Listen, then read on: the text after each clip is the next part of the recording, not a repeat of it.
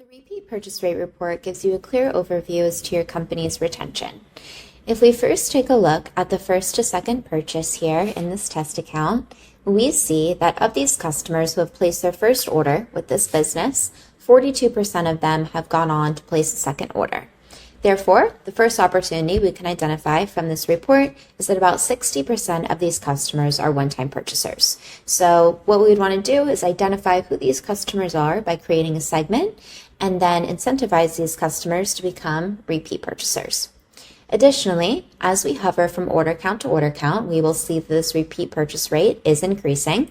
So a second opportunity we can identify from this report is to really identify at which order count you should be funneling your customers to, because then at that point you can be more confident that your customers will remain loyal to you.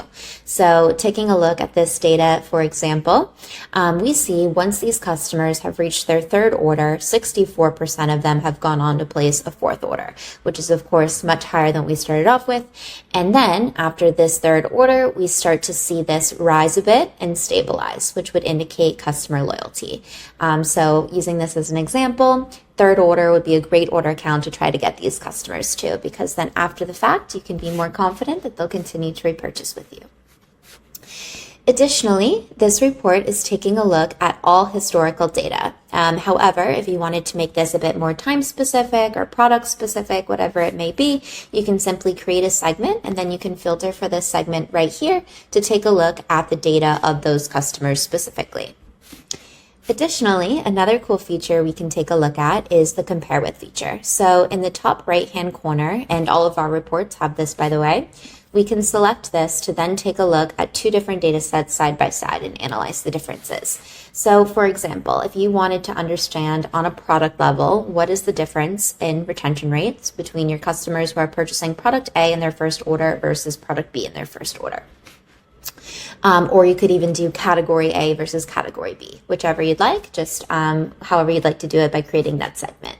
So for example, we could take a look at on the left, customers who purchased a facial cleanser in their first order.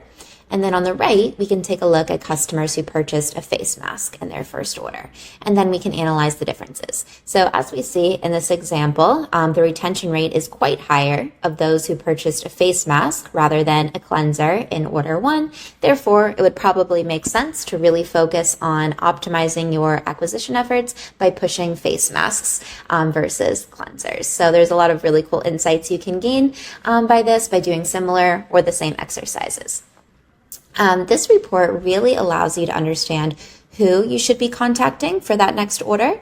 However, you can also understand when you should be contacting your customers by taking a look at the time between purchases report and also understand what content you should be showing your customers, which would be the follow-up purchases report.